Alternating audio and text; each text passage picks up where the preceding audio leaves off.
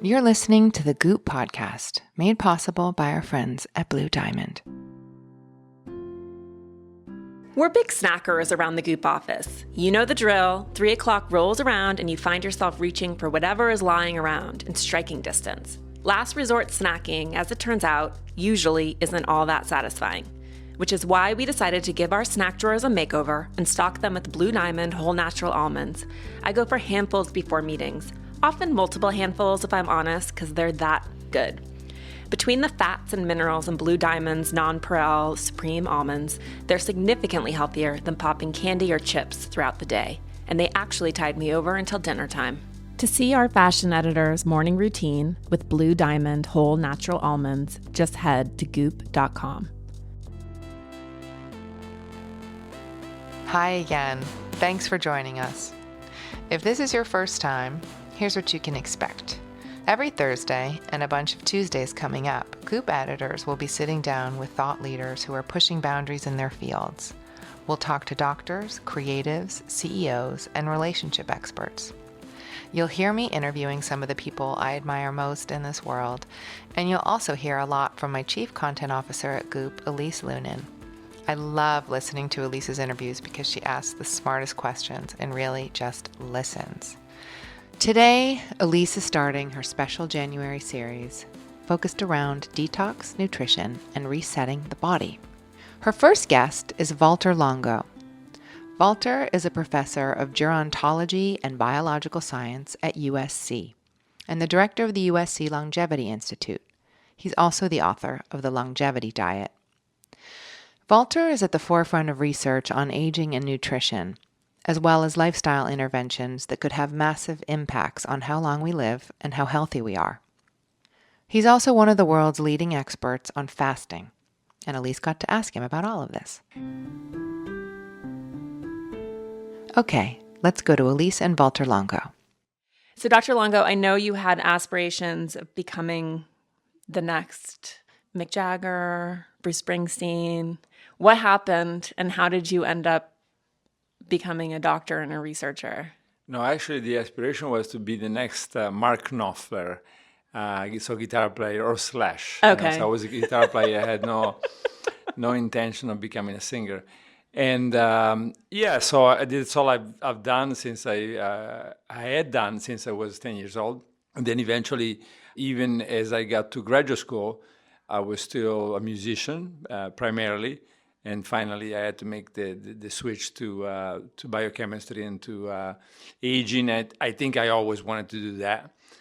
But since my dream was to be a rock star since I was 10, it took me a long time to figure out that was not it. That's not what I wanted to do. And so I had a touring band in Los Angeles. We used to tour up the coast, all the way to Seattle and back down just in 3 or 4 days, maybe once a month we did that while I was at UCLA doing my PhD. But then eventually somebody said, you got to pick. You got to pick? Well, did you make the right choice? I think so, yeah. I think that I knew I made the right choice. I was on the plane with the Foo Fighters. And I thought, wow, wouldn't it be great if I could just go and we were both flying to Atlanta, and then I was going to Ecuador on my research. And I just thought it would be great to play a concert with them, as just like a second guitar player. And then I thought, but just one, because then I got to go back, go to Ecuador, right? So to me, even the Foo Fighters, one of the top bands in the world, wouldn't have convinced me to do more than one night. Of course, it's never going to happen, but at least in my head, it was like that.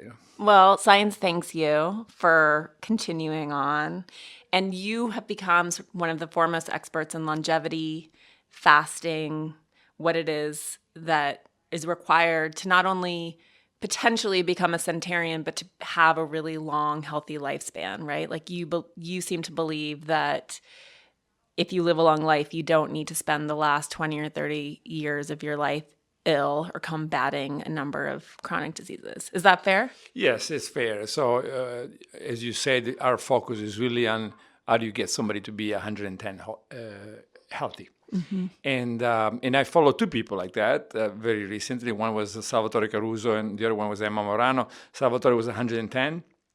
and Emma was 117. Wow. I followed her for 5 years in northern Italy, and so that's one of the pillars of longevity. One of the things that I rely on to make decisions on what we should do, and so that's a plan, and it takes a lot to understand what to do, and fasting is one of the components, but it's much more complicated than just fasting. It's about everyday nutrition. There are some, of course, exercise components, et cetera, et cetera. So, and there's also, as I found out in my second book, the healthcare system is very, very important, right? So most people don't know that Monte Carlo is one of the longest lived places in the world, and certainly it's a very wealthy place that puts a lot of attention on how do you get somebody to the hospital very quickly, or how do you follow somebody who's 90 years old that may be not eating very well, and how do you make sure that they get their meals every day at the same time? Got it. And so when people are not fasting, and I know that the idea is to not fast or to not do a fasting mimicking diet, which we'll talk about in a minute, more than once every 4 months or so. You like a pescetarian, plant-based approach for most people? Yes, and I think that you mentioned opinion earlier, and I think I try to make things very much about the least about my opinion and the most about the pillars, the centenarians being one, and then clinical trials, epidemiology, et cetera, et cetera. So yes, the everyday diet based on the facts and all these different pillars is the pescetarian diet. So fish plus vegan seems to be ideal, where the fish is only a couple times a week. And the reason for that is lots of people that become vegan, they become malnourished. They don't realize it, but they become malnourished. So it's not easy, particularly if you always ate lots of meat and all of a sudden you stop. Your body struggles. And also, for example, the protein intake can become minimal if you don't pay attention. So yeah, pescetarian diet, vegan plus fish, paying attention to the mercury and preferring wild-caught fish. That is seems to be ideal based on everything we know. And then intermittent fasting, which has obviously become a big topic of conversation, sort of at least in the United States around health. Do you like the idea of people eating between prescribed hours or like a 12-hour span? Or do you feel like that's not as important as like an occasional fasting mimicking diet? Or both? Yeah, believe it or not, some form of fasting is now the most common dietary intervention in the United States and probably around the world as far as we can see. So at the same time, intermittent fasting doesn't really mean anything. I hate these two words because they really go from a couple hours of not eating to a month or longer of not eating. So which one is it, and is it, and what's the composition? What are you eating during that period? Is it nothing? Is it a fasting mimicking diet? Is it a normal diet cut by 50%? So I think that because now it is so popular and doctors are beginning to pay attention, we need to move to the next level. And if we don't, and I organized a conference recently in Los Angeles, and that was really the point. If we don't do that, if we don't move it to the next level, we start defining things, then it's going to disappear again, and we're going to go back to drugs, only drugs. And so intermittent fasting, for example, there's something called time-restricted feeding, which is what happens if you eat for only 8 hours a day and you fast for 16. This is fairly popular. Another one is what happens if you eat every other day? Another one is 5-2. What happens if you eat only 500 calories 2 days of the week? And so all of those, I think, if you look at everything that has been published, and if you came to the conference, you realize they have good and bad, right? The good is there are clear metabolic effects for people lose weight, they sleep better. The metabolic risk factors go down, so whether it's cholesterol or blood pressure, et cetera, et cetera. The risk is associated with, one of them is just compliance. eventually, as we've seen for calorie restriction. So the calorie restriction was something very old, it's about 100 years old. It's very simple. What happens if somebody normal weight cuts their calories by 30%? And for the longest time, we thought it was very positive. And then we found out that it's as good as it is bad, right? And for example, the monkeys that do this calorie restriction, they have no diabetes at all. 50% reduction in cardiovascular disease, 50% reduction in cancer, and yet they don't really live that much longer. Right? So intermittent fasting in the sense of every other day, 16 hours a day, et cetera, reminds me a lot of calorie restriction. Great benefits, but then at the end of it, you really don't get any benefits, right? Meaning overall, but you might get lots of positive and lots of negative. So this is why we came up with this periodic fasting mimicking diet. The idea was spend so many, really 25 years working with the top people in the world on all of these different interventions. And so how do you get the bad and eliminate how do you get the good and eliminate the bad, the side effects that we just mentioned. And so this is where periodic fasting, particularly fasting mimicking diet, came in. And so for people who are unfamiliar, can you explain what the kit is and how you sort of created the Prolon kit? Yeah, then the Prolon kit, and first of all, I should mention that I don't make a penny out of this, either as a consultant, I don't get money as a consultant, and all my shares will be donated to charity in the company. So the Prolon kit comes from the company Alnutra, and it's what we tested at USC in clinical trials, in several clinical trials. And the one of the major one was published last year was on normal people aged 20 to 70, and the idea was, can we reduce cholesterol, blood pressure, et cetera.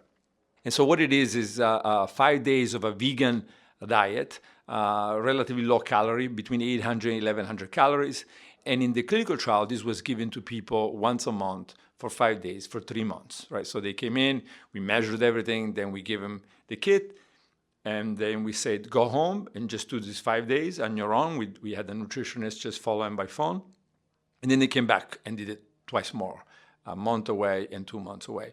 So the results of the clinical trial were remarkable, going from reduced blood pressure, cholesterol, triglyceride, fasting glucose, C-reactive protein, so systemic inflammation, IGF-1, which is a potential risk factor for cancer. And the particularly impressive part to me, since I was really focusing not just on the effects, but also removing the side effects, was the differential effects, meaning that somebody came in and had fairly low fasting glucose, fasting sugar, it didn't go down further. For example, with calorie restriction and other practices, you can see that sugar keeps coming down, and that's not really good, because it just there are levels of these markers that you shouldn't go, that you shouldn't lower any further. But if you had 106, 110 fasting glucose, then that glucose levels came down to the normal level, right? And that these differential effects we really saw with almost everything. If it was normal, nothing happened. And if it was high, it was lowered. And so it really told us that what we had seen in mice with these regenerative, rejuvenating effects that we had seen in mice in multiple organs and systems were probably occurring also in the people. So if your liver is working well and your immune system is working well, there is no inflammation, there is no chronic inflammation, there is nothing to reduce. And if your sugar is, fasting glucose is 75, you don't want to reduce that. But if you're becoming insulin resistant, for example, and your cells are not responding to insulin normally, they're resistant to the effects of insulin. Now you're fixing those cells, and now the body goes back to its normal fasting glucose because the insulin is working well again. And we had clearly shown this with lots of tests in mice, and this was the confirmation in people. So, and the idea is that you do the fasting mimicking diet, which I have done. I love the crackers. The crackers were a highlight. And it's kind of boring by the end, but it's not hard. It's actually really quite easy and packaged. So what is happening? Your body is consuming damaged cells. Is that correct?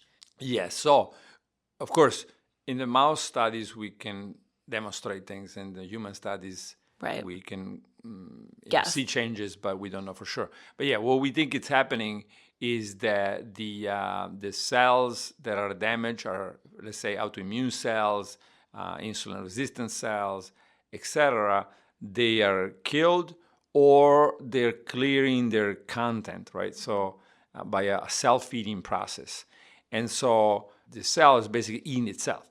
And in that process, then it shrinks, the body shrinks, the organs shrink, the cell shrinks, and it just sits there until the food comes back around. Of course, when it comes back around, we're starting to see evidence of selective preferential treatment, if you will. So the body, the cell, and not just the cell, also at the organ level, as things are being rebuilt, this seems to be the ability of the body to recognize this is let's say, a normal DNA sequence. Let me use that, or let's say a cell that has a good DNA sequence or a normal DNA sequence. Let me use that as a clone, as a template to clone more cells or more DNA. And this will make sense. We know that during development, the body is able to recognize bad cells, tell apart bad cells from good cells, and also damaged DNA from non-damaged DNA, and just pick the components that are going to guarantee that the baby, in that case, is going to be healthy and able to get to reproduction. In this case, everything shrinks. You have to rebuild it. You're not generating a new person, but you're generating parts of that person that are new. And those parts, of course, have to be highly functional. And nowadays, of course, most people will never see a fasting day in their entire life. But now imagine, 50,000 years ago, we were probably mostly starving and eating once in a while. And so we come from that world, and not just us. Every organism that you can think of, from bacteria to yeast to worms, etc. They're mostly in a starving world, and once in a while they get food. So the idea is, by this fasting mimicking diet, your body believes that you're starving or fasting, and so it's feasting on itself, and the tendency is to consume things that are damaged or need to be excreted out of your system anyway. And because we tend to eat all the time, that's not happening on a normal basis. Is that vaguely it? Yes, and never actually, it could be that in the great majority of the people never happens. Right? So you just keep accumulating junk and accumulating junk, and you never have this opportunity to reset the system, because most people we talk to have never fasted even once in their lives. And I would imagine, I know that this isn't the intent, but I certainly lost a few pounds when I did the Prolon diet, and then I kind of kept it off. So is that the idea, like if you do it every 4 months, which I think is what you recommend, is the idea that it can help you sort of maintain weight? Or is that like, who cares, not really the point? Well, being overweight and being obese is one of the biggest factors in determining diseases. I'll give you an example. If a child, and go even in the child range, if a child is overweight continuously between the age 7 and 18, the chances of developing diabetes goes up 400-fold, 400%. Wow. So basically that child is condemned to get diabetes. And that's how important it is to keep a normal weight. But absolutely, the explanation is very simple. The reservoir, people have a reservoir in the visceral area, and that's where the fat, in the old days, it would be that we feasted on fruits and maybe nuts, etc., and we accumulated lots of fat. Belly fat primarily. Belly fat, yeah. Yeah. And this was during the summer, and then during the winter, all that fat was utilized because there was no food potentially at all, or certainly there were long periods with no food. So then the fasting and the fasting mimicking diet go and get the fat only from there. And believe it or not, it doesn't touch the subcutaneous fat, right? Because probably the subcutaneous fat had much more of a role of shielding, either mechanical or from cold. And so that's not touched. So it's going after the visceral fat, and that's utilized for fuel. And then, of course, then when you refeed, everything else gets rebuilt, but the fat doesn't get rebuilt. It's impossible. That's one effect. The other effect that we've seen in the great majority of people is the education, the involuntary education, meaning that almost everybody says, including those that have lost 30 or 40 pounds or more, they say, I try. I was talking to somebody, for example, yesterday, did the FMD many times and lost 40 pounds. And he was saying, I try to eat as much pizza as I used to. And I used to eat a lot of it, of course. And I couldn't anymore, I just couldn't. I will have 3 slices. And that's what he said. I will have 3 slices. Now I have 3 slices. And then I just don't feel like eating anymore. So this education probably, it may have to do with, so the 5 days are now giving the brain an opportunity to sort of find its real environment, right? And the brain, once it sees the effects of these 5 days of a vegan diet, fasting or fasting mimicking, I think it probably realizes that that's what I want. And that kind of, I have to get much closer to the diet because I feel better. And that's why we're seeing lots of people going to a much healthier and keeping the weight off. Maybe not all the weight. Sometimes, they may lose a certain amount of pounds and then they gain some of it back. But they tend to be able to utilize the FMD, the prolonged FMD, periodically to get to where they want to get. Not everybody can do that, but we're seeing the majority of people able to do so. And I know that there's really promising research around fasting and cancer and fasting and some autoimmune diseases, including MS, Alzheimer's. I know those diets are specifically tailored to, I know that it's in early days, we're not talking about FMD, but what do you think, what's happening there? Like with cancer, is it simply that you're starving the tumor, or is it not that simple? Well, I mean, for example, there has been just a couple of studies that we finished in Charité Hospital in Berlin, finished on cancer. So there are several effects. One is, as you're starving a person or a mouse, or most organisms, these organisms go into a highly protected mode. And this is probably just an ancient mechanism to make sure that while you're starving, you're not aging, right? Because you have to protect the germline. You have to protect the DNA that's going to be responsible for your offspring. Interesting. So then this shield is created.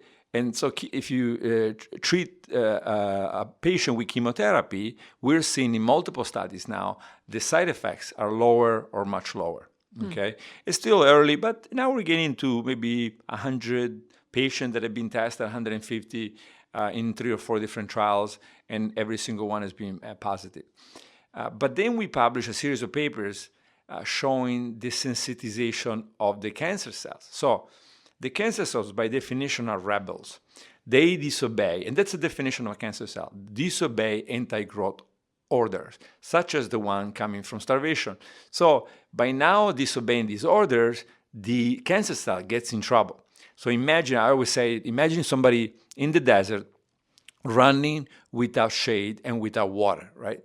So if you are under the sun and you got shade and went under the shade and water, then you probably can survive. But if you refuse that, if you rebel and you keep running and you refuse the shade and the water, it's just a matter of days, you're going to die. And that's really what we think is such a fundamentally important feature, is to think about this and say, eventually, if we figure out how to change the environment so much to create these differential effects between normal cells and cancer cells, we can kill every single one of the cancer cells, because each one represents a rebellious cell, and it cannot make it under certain conditions. Particularly, we almost never see anything cured, even in mice, when we just use the diet or where we just use any therapy that you can think of in cancer: immunotherapy, hormone therapy, chemotherapy, radiotherapy. But when we combine the two, that's where we start seeing cancer-free survival, right? So the mice are now cured from many different types of cancers, as now this is being repeated by many laboratories. So we think that, that chemo or that radio or that additional therapy is representing the sun, right? And eventually the combination of no water and the sun is going to kill you, but only if you're a rebel. Interesting. I love the idea of the combination, too, of some of the lifestyle factors with more conventional treatments, because it always has seemed like those two in combination are invariably more powerful.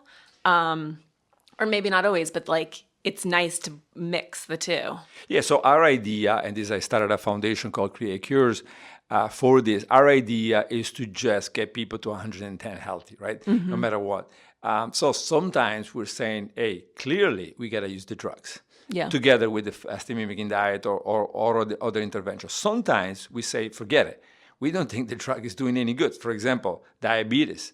We think that the majority of people with the right physician and with the right nutritionist or dietitian and the fasting mimicking diet, etc., they can be cured. So the approach is, in some cases, or maybe many cases, the combination of drugs and the diet is going to be much more powerful than each alone. But let's say for prevention and for treatment of a number of diseases, we're working hard at demonstrating that this can be done potentially without the drugs at all, right? I mean, it has to be demonstrated. Obviously, this is not an idea. We're doing large, for example, now we're doing a clinical trial with 400 patients that have diabetes or metabolic syndrome. So that's the kind of studies that randomized clinical studies that we're going to have to finish to change the standard of care and in some cases say you don't need drugs at all. Yeah. And are you finding resistance to this? It's interesting. I sat on a plane next to a guy and we just ended up talking, and he sort of volunteered that he had been diagnosed as diabetic and his doctor tried to put him on insulin. And he said no, like he didn't really know anything about it, but he was like, I'm not doing it. And he changed his diet dramatically and doesn't have diabetes. But it's interesting because he had to fight his doctor, like a major tug of war in refusing meds. So is that what you're encountering? Yes and no, meaning that yes, for example, with oncologists, we had to fight for years and years. And we're not fighting for changing the standard of care. We were fighting for clinical trials. We were saying, let's test it, but now I would say the great majority of big hospitals and big universities are on our side and basically saying, let's test it. Let's keep testing it. It's looking good. Let's keep going. And I think we're close to making the change. So I think there are doctors that are open-minded and they're careful but open-minded. And there are those that are just refusing to see any changes. And so again, we're going to say that in some cases, let's test the diets and interventions without the drugs. In some cases, like cancer, particularly metastatic cancer, advanced cancer, we cannot even help the mice with the diet alone. And when you do this for 15 years, and I don't think we've ever cured a mouse with cancer with the diet alone. Then you have to say, we have to let the technology help us, because otherwise, particularly when we combine it, we see this cancer-free survival, at least in mice. So I think there has been a lot of opposition, but now it's changing dramatically. In the last 2 or 3 years, we've seen a dramatic change. But everybody's telling us, don't do the quackery, don't try to be the rebel. Make sure you go as fast as possible, help the people that need to get help, but do the clinical trials and demonstrate it. Be conservative in that sense, and I think it's a very good lesson from the doctors that we received, because I think this time is here to stay. And it's looking like that. It's really looking like this is the first time in history where these dietary interventions are going to move into standard of care in the doctor's office. It's time for a quick break. Skincare. 2 little words that get a ton of airtime over here at Goop. Our passion runs deep. So deep we created our own line of powerful non-toxic skincare, published a book called Goop Clean Beauty, and just launched a drinkable collagen powder. So yes, we're mindful about what we put on our bodies, but we're equally tuned into what we're feeding them. And for better or worse, what I eat inevitably seems to show up on my skin, which is where delicious superfoods like Blue Diamond's whole natural almonds can come in. An easy source of skin-friendly vitamin E, along with minerals and fiber, this is a snack that can help keep skin looking and feeling good. And it doesn't hurt that Blue Diamond's nonpareil supreme almonds are addictively snackable and satisfying. You can blend them right into smoothie bowls. I pack them for midday pick-me-ups when I'm traveling. And in the Goop test kitchen, the team uses them when they're cooking too. Our fashion editor, Eileen, is also a fan. To see your morning routine with Blue Diamond whole natural almonds, head to goop.com. I typically do a detox at the beginning of the year, but decided to skip this January, which might make me the only person in the Goop office or all of Los Angeles who can enjoy some wine and cheese right now. No dry January for me. But I have been testing out some of the recipes from Goop's annual detox, and I'm always big on our working girl detox recipes, especially the sheet pan dinners. You basically just toss a bunch of ingredients onto a single pan and pop it in the oven. I'm also working my way through GP's new cookbook, The Clean Plate, which is a lot of fun. And then there are plenty of nights where I know there's no way I'm going to pull off a trip to the grocery store or cook a meal from scratch, but I'd still like something homemade, healthy, and filling. This is the blessing that is Gobble. They're a meal delivery service that does all the peeling, chopping, marinating, and thinking for you, so your meal prep kits hit your door fresh and ready to go. With Gobble, it takes my husband or me about 15 minutes to get dinner on the table. Every week, the Gobble menu includes vegetarian, gluten, dairy-free, and low-carb options. We've had a few Gobble dinners recently that stand out, but my current favorite might be their chicken enchiladas verde with avocado and pinto beans. As mentioned, I'm not doing a cleanse. To try it yourself, head to gobble.com/goop and get $50 off your first box of meals. That's gobble.com/goop. Let's go back to today's conversation. What are you most excited about in terms of some of the other chronic diseases that you're looking at, or what's on the horizon in general that you're most excited about? Autoimmunity. So we published in both mice and humans already very promising results. And so we're now looking at, we already published on multiple sclerosis. We're now looking at Crohn's, colitis, rheumatoid arthritis, and then diabetes, metabolic syndrome. We're about to start a trial on Alzheimer. We're combining the FMD with immunotherapy. We're combining the FMD with estrogen therapy for breast cancer patients that are estrogen receptor positive, polycystic ovarian syndrome, Hashimoto. So I mean, we have, I think, 30 trials right now that are either running or about to start. And I think this is going to go up to maybe 50 or 60 by next year. We're getting requests almost every week for a new clinical trial. And people are willing to pay for it. I mean, hospitals, universities are willing to pay for it. And they're willing to really put a lot of their energy into it. So this is why I think lots of these are going to happen very soon, and we're going to start seeing good results. And is the one of the through lines that the way that we accumulate these junk cells is that sort of chronic inflammation, and is the fasting diet minimizing inflammation, or does it completely depend on inflammation? Is just mostly a marker or problem, not the cause of the problems.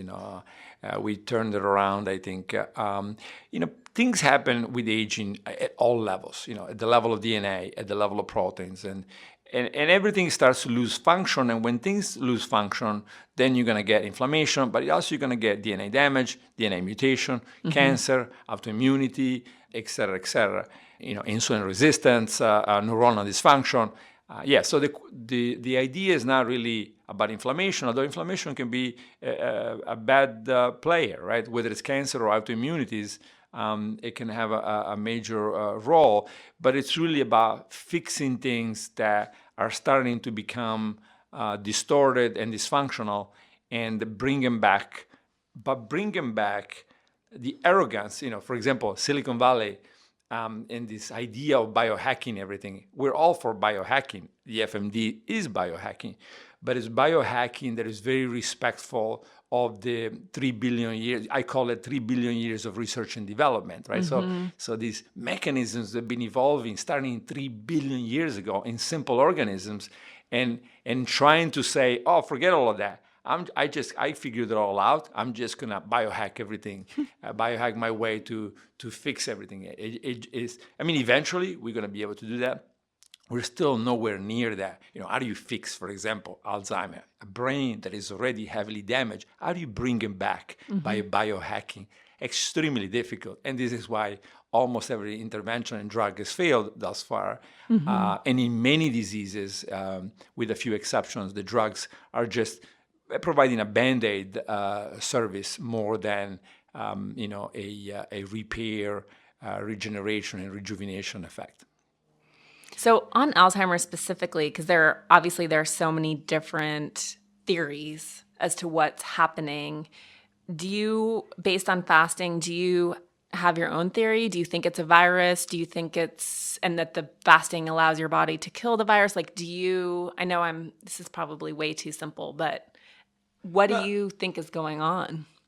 Yeah, so I think there's some consensus on some of the features in an Alzheimer brain. For example, we know there is familial Alzheimer's disease that is caused by certain mutation in certain genes, the presenilins, APP, the protein that makes beta amyloid. So we know where Alzheimer can come from. It can come from just a genetic mutation. And there are some things that happen. For example, this protein in the brain called tau gets hyperphosphorylated and becomes dysfunctional. So if you think of biohacking, again, you would say, well, I don't even know what I'm fighting here, right? Right. And most people will agree, say, well, I think it's beta amyloid extracellular. Some people say, I think it's intracellular. So I think it's tau. So if you go to a conference on Alzheimer, you're going to hear, lots of different ideas. And what we're saying is, why don't we focus on the number one risk factor for Alzheimer, which is not what people think, but it's aging, right? So aging is by far the number one risk factor. And so if we can rejuvenate the brain and maybe impose a self-repair effect, we may have a shot at postponing Alzheimer. Now, most people don't realize if you postpone Alzheimer by 10, 15 years, most people never get Alzheimer. Right. So we don't even need to cure it. Because they're dead, or because? Yeah, because they're dead. Yeah, because they're dead. But those 15 years are 15 years of life that destroys the patients. Let's say somebody gets at 75 and dies at 90. Right. These are devastating. Terrible. 15 years for the person and for the family. And we're saying, hey, if we can get you to 89.5 and healthy, in the last 6 months maybe you get some dementia.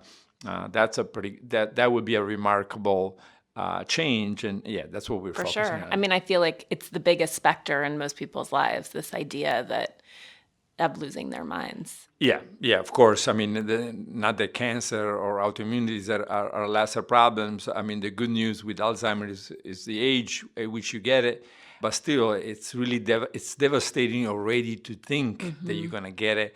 I meet lots of people that say, my father had it, my grandmother had it, and so they're really worried. And so I think this can affect their lives even earlier. But we now know, for example, that Alzheimer may be type 3 diabetes, right? It's one of the words that are used to describe it. And so we know that nutrition has a lot to do with Alzheimer's disease, and more reason to think about the what I describe in the book, the everyday diet, the pescetarian diet, but very special pescetarian diet. It's not just about being pescetarian. It's low protein, with high nourishment, and lots of tricks in it. And so that's very important. And then the fasting mimicking diet, and that's the second way that we think that you can do good. And the third way is exercise. And the fourth way that I talk about in the book for Alzheimer is mental exercise. Right? Keep doing, math. Keep, reading. Stay very active. That makes a big difference in whether somebody may get Alzheimer at 80 or may get it at 92. So if I'm sort of a proxy for the people who are listening, I'm 39. I'm at a pretty healthy weight. You, besides following the pescetarian vegan diet that you outlined in your book, and I exercise more than 150 minutes a week, typically. Although I know you sort of are a bigger proponent of just not being sedentary. For someone like me, would you recommend a fasting mimicking diet every 4 months and then trying to eat within sort of a 12-hour window? Or what's for a healthy person who wants to have a long health span, or do I do FMD once a year? What's the... Yeah, no, so the standard is the following. Let's say you're obese and you have high blood pressure, high cholesterol once a month until you move to a different range. If somebody's healthy, let's say somebody's 35 years old, an athlete, pescetarian diet, everything perfect, maybe twice a year. Okay. The average person that is healthy, nothing out of the normal range, I would say 3 times a year is a good number. Now, eventually, as we're collecting now, over 100,000 people have done the prolonged FMD, but we're collecting at USC the data from the doctors, right? We're collecting the data. We're starting to use an app to monitor everybody. So I think in a couple of years, we're going to have a couple million people. And then we're going to be able to say, hey, people that were healthy and they did it, 5 times a year, did even better than 3. I don't know, maybe not. But so that's what we're going to look at. And also the safety, right? So far has been, extraordinarily safe. And we're very pleased that we haven't heard back from doctors and nutritionists and dietitians about safety concerns. But once we have a couple of million people, that's going to make it so much more convincing. And also that's going to shape our recommendations. Yeah. And I have to say, if you're busy and you don't have time to cook, it's not a bad alternative. It's soup mixes and crackers and juice, essentially. Yeah. Or for tea. Those 5 days, Yeah. It does take away your burden. Exactly. And I know the company now is going to launch a fast bar. And so soon enough, I think the idea is really to replace snacks. I mean, we're just surrounded by junk food. And so, replace particularly snacks and things that are just adding to the daily calories. But also for some people, maybe replacing meals. That's also something that they're thinking about. Yeah. Smart. Well, thank you for being here. Oh, thank you.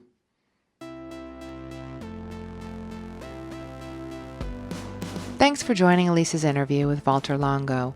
It's not surprising that Time named him one of the 50 most influential people in healthcare. To learn more about Valter's work, head to goop.com/thepodcast and valterlongo.com. Thanks again for listening to the Goop podcast. We'll be back on Thursday. Hit subscribe to keep up. And please rate, review, and share with a friend. For more info, head to goop.com/thepodcast.